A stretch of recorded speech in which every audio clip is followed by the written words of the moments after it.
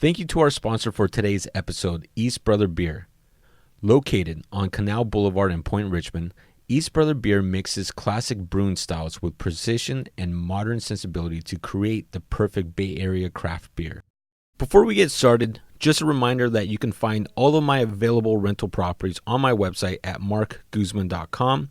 If you own investment property, click on the Owner Services section to see our complete list of services. Unless your name is a Smith or a Jones, there is a good chance that you have had your name mispronounced at some point in your life. For our guest, Irma Herrera, mispronounced names carry a much deeper meaning.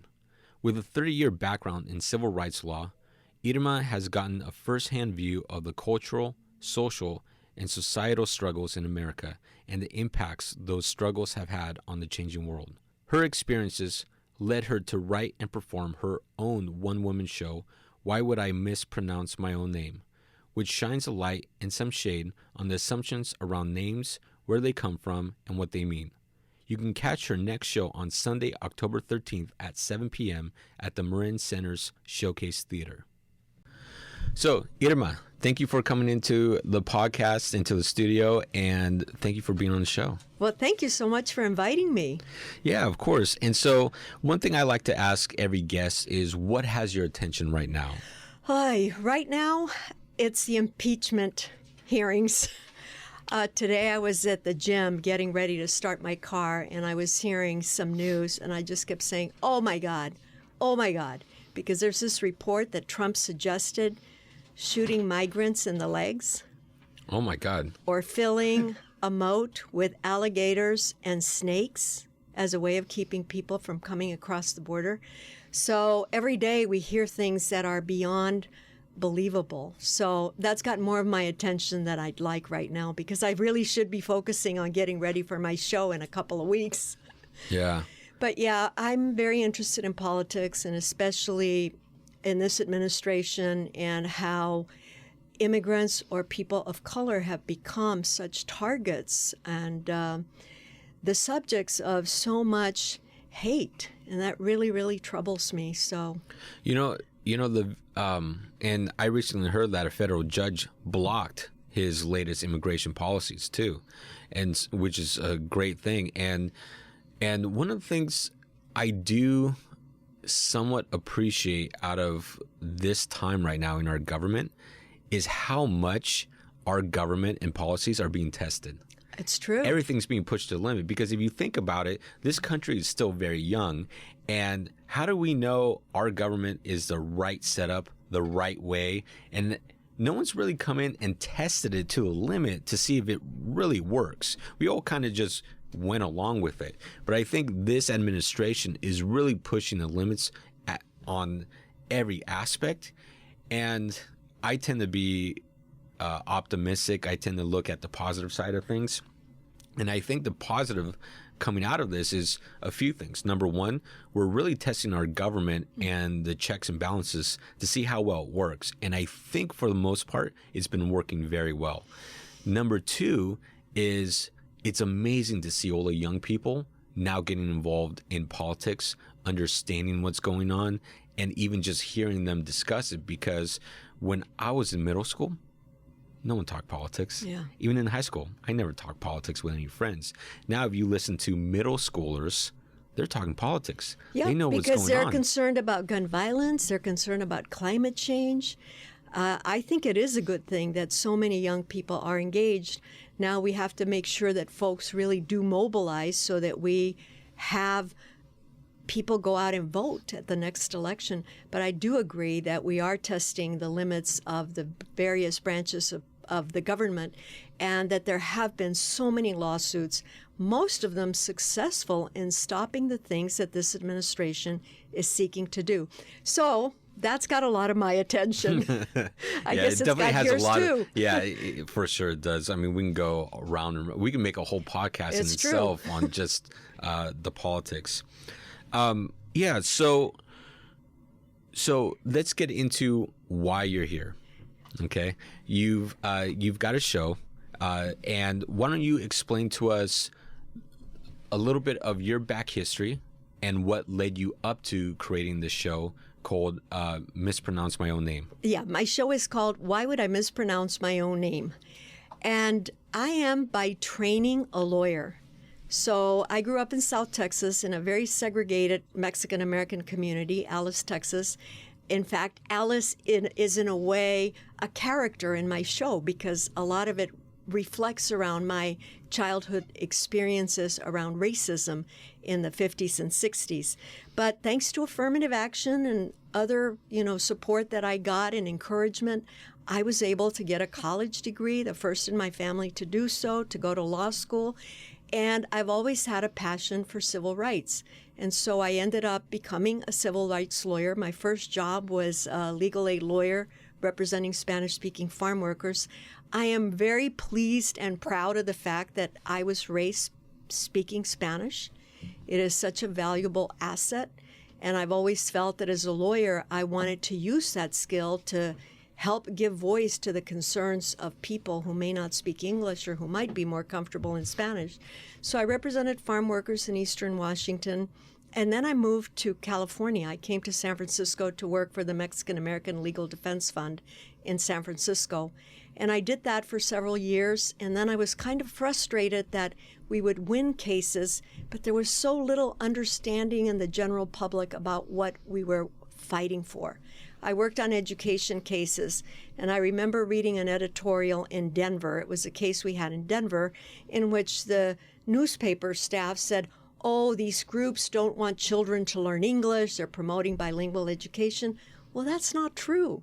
The purpose of bilingual education is to give access to the curriculum to kids who don't yet speak English well. You absolutely have to speak good English to be successful in this country. But it's great to also maintain your native language. So I came back to the office. And nowadays, it's becoming more and more important to be diverse in speaking multiple languages just because you have so many foreigners that are moving here. And it's much easier to do business now with foreigners coming in. Absolutely. Because, just knowing multiple languages. And I bet you know people who are actually leaving the United States and going elsewhere to work. Yeah. I met a woman in New Mexico when I performed there some months ago that a friend introduced me to. She's a Chicana attorney, and we were talking about our kids. And she said, oh, yeah, I have two sons. One of them lives in Switzerland, the other one in Mexico City, because they feel they have more opportunities abroad than here. Actually, my son is majoring in Japanese, and he speaks French also. Wow. So I'm a big fan of speaking other languages. In any case, I came back and I was complaining to somebody at MALDEF about this editorial, and she said, well, why don't you write an op-ed piece giving your opinion? So I did, and it was published by the New York Times. And I thought, congratulations. oh, great. That's I'm going awesome. to quit my job and become a journalist. So I actually did quit my job, and I worked as a journalist for 3 years with what was then called Pacific News Service in San Francisco. And then I went back to law, and then I practiced law for another 20 years, and then I left about 10 years ago. I was planning to take a year off because I wanted to write. I had started a novel some years back. I wanted to travel. I wanted to do a variety of things. I wasn't retiring, even though people kept saying, oh, you're retiring. So I ended up working again in journalism with New America Media, co-directing a women immigrants project that was working with journalists around the country who were writing about immigration. And that was a 3-year project. When that ended, I decided to go back and see about jump-starting my novel, but it wasn't happening. And then a friend of mine suggested I sign up for a class with her at the March Theater, and said that the guy who taught the class, David Ford, was really good at getting stories out of you. So I signed up for it, and I fell in love with the art form of oral storytelling. So I began performing little student pieces of 15 minutes. My friends would come to see them, and they would like them. And then I put it all together, and it became a one-woman show. And I actually got it on stage 3 years ago for 2 weekends in Marin County at Ross Valley Players, and it was well received. And then I applied to a couple of fringe festivals, which are festivals of usually solo performers that take place over a week or 10-day period. And my show did well there. In Fresno was the first Fringe Festival I went to. Then I brought it to the San Francisco Fringe Festival. And then I auditioned to have my show at the Marsh Theater in San Francisco. And I got a 7-week engagement twice a week, and people came to see it, and they extended it. And then I requested to have it go to the theater in Berkeley, and it was there for 6 weeks, and people came. I had many sold-out houses.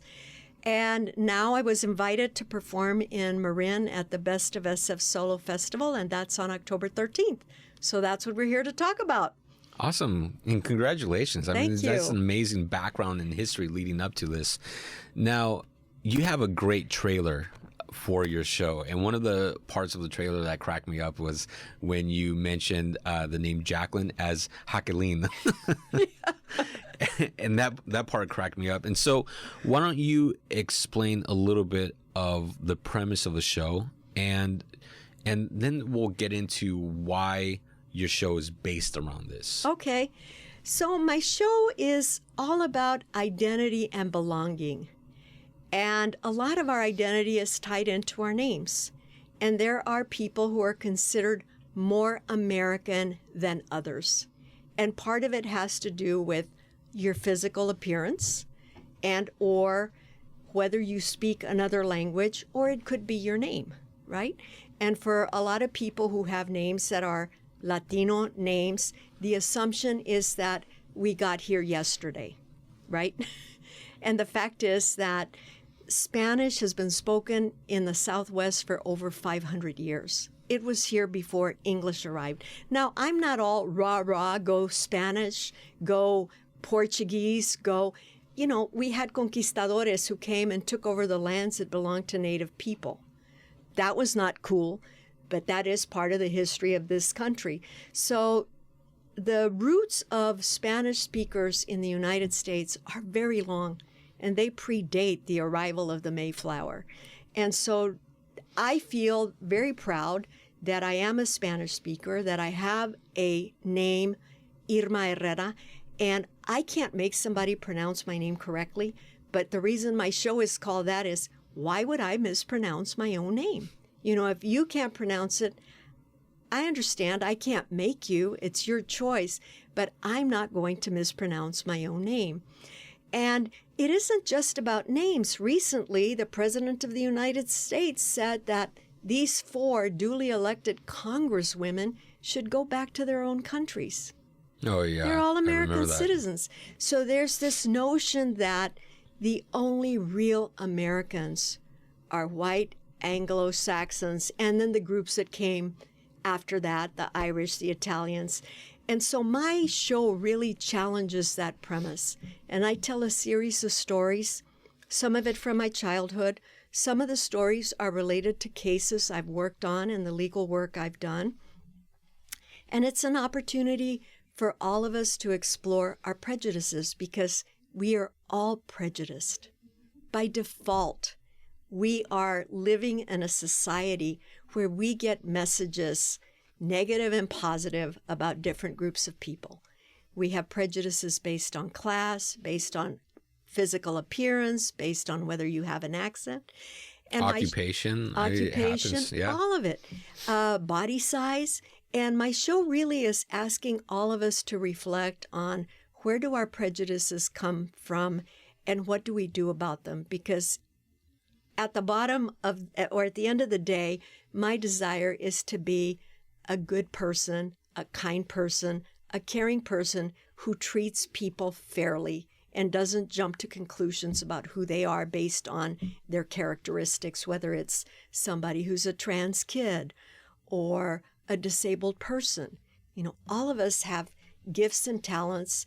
And, all of us also have people we don't like, because we don't like them because, maybe they're rude or have a bad personality or whatever. But we really need to be mindful of how we treat people. And my play raises all these issues with a lot of humor. So I have friends who say, "Oh, when are you going to be doing your next stand-up?" And I go, "Well, my next show is thus and such," right? But I'm not a stand-up comedian, but I really appreciate the value of humor in reaching people. Yeah, and that's very interesting subject to get into when you start studying human beings and the prejudices and why we do certain things. I mean, deep down, humans tend to be tribal, right? Mm-hmm. And so we tend to attach to anything that could be somewhat familiar or makes us feel comfortable, which I think is one of the reasons why, look at sports, right? You're one fan. My team, exactly. And you have a sense of belonging, which is one of the other reasons why, some young kids may join a gang, or why certain people end up joining a band or this group, that social group. It's because we tend to be tribal. Mm-hmm. And so when you start breaking that down, it's very interesting to see how people really operate in things. I mean, it's very interesting. It fascinates me just really how people think. And it's wonderful when we have the opportunity to meet, to get to know people who are different from us. So I grew up in a world that was completely Mexicano, Mexican-American, and Anglo, which is what we called white people. Those were the two groups in my town. We had little to do with each other. We were extremely segregated. I didn't have a white friend till I was a junior in college. That is when I made my first white friend. I look at my son, who's now 27, who went to school in Berkeley, and he has friends from all kinds of backgrounds. When he was about 10, a friend of his was coming to dinner, and he said, "Mommy, make sure we don't serve pork because he's a Muslim." And I'm thinking, dude, I didn't know what a Muslim was until a few years ago, right? Because that was not part of my world experience.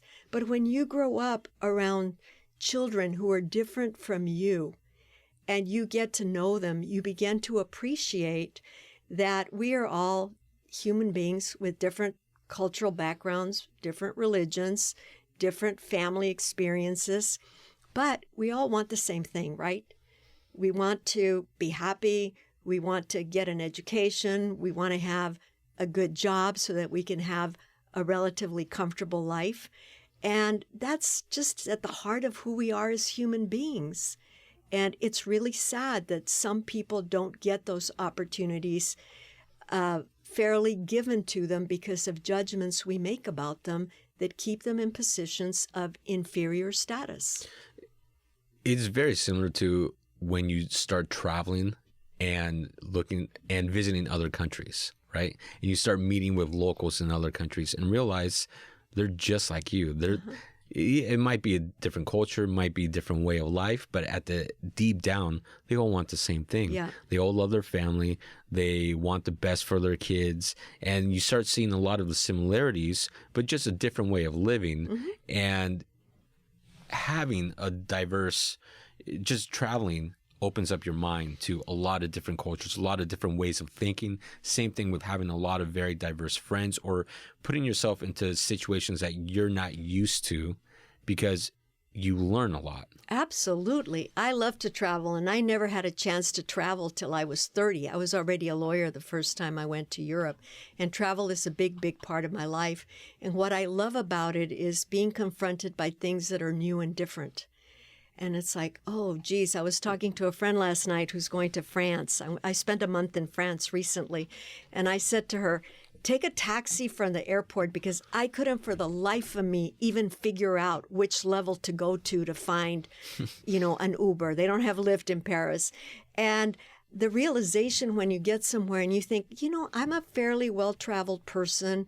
I'm intelligent and I can't figure out how to get myself from the airport to central Paris on the train. It's hard.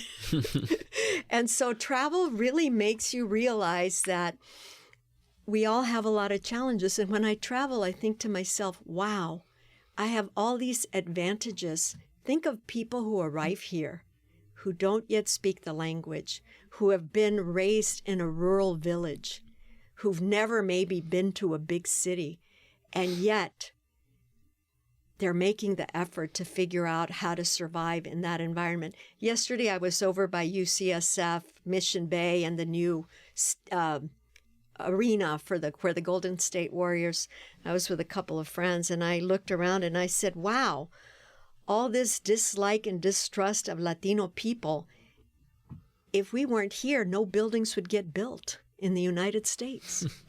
No meals would be served in a restaurant. And when I see the contributions that members of the Latino community make to our society, wow, it just blows me away. Have you seen that movie, A Day Without Mexicans? Yeah. yeah, A Day Where Without a everything Mexican just completely stops. comes to a complete stop. It's true. Yeah. It was a funny, great movie, but also like it kind of hit the point, like exactly how much influence there is from Latinos. Yeah. Years ago, I met a construction worker that had come from Mexico, but it was very interesting because he came from a very rural town in Mexico where they did not even speak Spanish. Uh-huh. And that was the first time I ever experienced it. I mean, Right. This was probably 12 years ago when I met him. And then when he got here to America is when he discovered, oh, other Mexicans speak Spanish. And so that he started to learn Spanish and English at the same time Wow. because he spoke a very native Indian language. And it was very amazing. Like, I was completely shocked when I met him and, just dealing with him in business because he explained to me, yeah, like I never spoke Spanish until I got here to America. So And that was a lot very of people interesting. would never even know that. For example, when I moved to the Bay Area, as I mentioned, I grew up in a world that was Mexican American and Anglo. When I moved to the Bay Area, my goodness, it was when all these people from Central America were coming because of the civil wars, so that I made friends who were from El Salvador, and Guatemala, and Costa Rica, and Honduras. I had never known Latinos that were anything but Mexican American. And the realization, oh, your tamales look different than ours. It isn't that one's better than the other. It's just that they're different. And what an experience to get to taste the food of other cultures that are Latino cultures. But if you're not familiar, a lot of people just put Latinos all in one category. But we are very different. Yeah, it's funny because so last week I was at a real estate conference and I met with this individual who's a Latin country strategist when it comes to like business tactics and acquisitions. And he basically helps businesses here in America understand the Latin culture. But he says one of the very first things you have to understand is you cannot call people Latinos. He says because Latinos, the word Latino is what he was saying is actually corporate America way of defining people that come from the Latin countries. But he says if you go to Colombia, you go to Mexico, you go to Guatemala, and you call them Latino, they don't know what you're talking about. I had a coworker when I worked at Equal Rights Advocates, a women's rights organization, at lunch. She was African American, and she said, "What do you people want to be called?" And and I really appreciated her question because there were several Latinas in the room at that time. And I said, I think you need to ask each of us. And I said, I like to be called Chicana. Somebody said, I'm Colombiana. Somebody said, well, I'm Guatemalan. But we're all American citizens, right? Yeah. In this particular instance. But yes, the term Hispanic, the term Latino, the term Latinx, it is a way of putting together a group of people that are either bound by language or countries of origin of our ancestors, or we ourselves might have come from that country. And I think many times it's from the other party, it's somewhat of a innocent question. Of course. In their mind, they're just trying to identify who we are or trying to organize in their mind. And I get that question every now and then, like, where are you from? And I tell them, I'm American. Yeah. I was born here in America. And then, oh, no, what's your ethnicity? Then they get a little more specific. Then it's like, oh, okay, well, then my mom's from Guatemala, my dad's from El Salvador. And then, yeah, but my typical response, where are you from? I'm American. Yeah, I'm here. No, there's a scene in my play that's based on this very question. Where are you from? No, where are you really from? When the question is, what is it that you're asking of me? Do you want to know my ethnic origins, right? Because I'm American just like you. I have a friend who considers herself Latina, and she's, dark skin, a little bit like my color, and her name is Ana, and she has a last name that is not a typical Latino last name. So people ask her, where are you from? And she'll say Santa Cruz. said, no, where are you really from? Where were you born? And she says, Switzerland, which is in fact true. And then she says, are you asking why I'm brown? Her mother's Colombian and her father's European, but she's very identified as Latina. So we can have a lot of fun. And I think you're right, Marc, that a lot of times people are asking innocently. They're trying to figure out where you fit in because people kind of want to know, what are you? And there's some good and bad to that because, by pegging you into a particular category, they're making assumptions about you, some of them quite wrong. Yeah, exactly. So in putting together the show, what are some of the things that you've learned from other people's names and cultures? Oh, gosh. I've talked to people from many different backgrounds. And I think that the most central thing is that most people really do care about being called by the right name.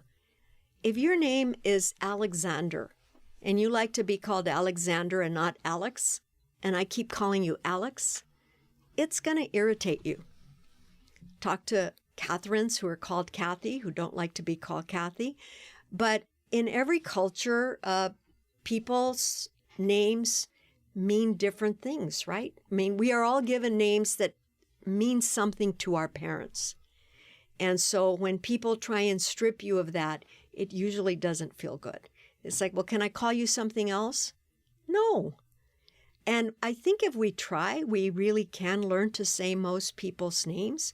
And it's true, some are more difficult than others. I had a woman who came to my show, and her husband made a beeline to talk to me after the show. And he said, I want you to meet my wife. She's got the same name as you do. And so I met this woman, and I detected a European accent. And I said, you sound like you're from Europe. She said, yes, I'm from Switzerland. I said, how is your name pronounced in Switzerland? She said, Irma. But when I moved to the United States, everybody started calling me Irma. And now that I've seen your play, I'm not going to let them call me Irma because my name is Irma. And she came to the play 3 times and brought different friends. My director brought a neighbor of hers who is from India. And after she saw my play, her neighbor said, everybody calls me Sue, but that's not my name. And I would now like people to learn how to say my name because it's not that hard. So what I learned is that most people really would like to be called by their proper name rather than some abbreviated version. Isn't that an amazing conclusion? Yeah. People just want to be called their actual name. Yes, how about that?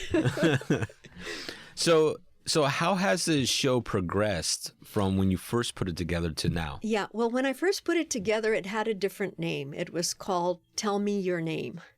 And it was a collection of stories about names and a lot about my history of growing up. I had a lot more there about being a lawyer and the changes in the legal profession over the years, in part because when I was first putting this play on stage, California had gotten its first woman of color to be the Chief Justice of the Supreme Court. Wow. And it's Justice Tani Cantil Sakaue. So she's Filipina and she's married to a Japanese American. And she has a hyphenated last name. So she's got a long, complicated, I'm putting that in quotes, last name. So the legal press had these articles saying, you best learn how to pronounce her name. If you're going to appear before the Supreme Court of California, it would be disrespectful to mispronounce her name. So they had, phonetic guidance to her name. And I included that in part because it was an important message. But the message about it was you shouldn't have to be the Chief Justice of the state of California to have your name said correctly. So it's changed in that way. Also, because of the changing nature of the political world we're living in, I think my play has become much more political. And I'm dealing more with the issue of anti-immigrant feeling that's so strong today in some communities. I do want to tell another story, and it has to do with, I was watching a news report on TV, and they were talking about the Attorney General of California, Javier Becerra. But the newscaster called him Xavier Becerra. I happen to know him, and I know how he pronounces his name. So I wrote an email, and I also left a voicemail message with the correct pronunciation. And I got an email back saying, "Thank you very much for correcting me. I didn't know." Now I'm glad that was her response, but it also annoys me because if we had representation of diverse people in newsrooms, somebody else would have said to her, "His name is not Xavier. His name is Javier." Yeah, a lot of people don't know the X in Spanish is pronounced like a J. Right. But I know somebody who's got a son whose name is Xavier, and that's how he pronounces it. So you are the owner of your name, and you get to decide how you pronounce it. So there's a famous singer named Irma Thomas. I would never call her Irma Thomas. That's not her name. She's Irma Thomas, but I'm Irma Herrera. When Hurricane Irma happened a couple of years ago, I included a segment about that in my play because my friends were calling me and saying, "I'm so upset that they're mispronouncing the name of the hurricane." And I said to them, "It's cool. That hurricane is named Irma." I said, "She's an angry white woman." But I'm not upset about it because that's not about me. Anyhow, so I have a lot of fun with name stories, and sometimes I include things and then I have to take them out because anytime you add new material, you got to remove something because I want to keep the play to an hour. So the last time I performed in March at the Berkeley March Theater, the massacre in El Paso hadn't yet happened. And I felt that I needed and wanted to say something about what happened in El Paso with the shooting of 40-some people and the killing of 22. So in order to include that, I had to take some material out. So it is always changing and evolving. And even if you've seen it before and you come again, you'll see new stuff. Very cool. Very cool. I hope you get to come and see it. Yeah. So for the listeners, why don't you tell the date and time of the show and how they can buy tickets? So the play is called Why Would I Mispronounce My Own Name? It's going to be on Sunday, October 13th in San Rafael, California at 7 p.m. The Showcase Theater is in the Marin Civic Center area. You can buy tickets through my website, which is irmaherrera.com.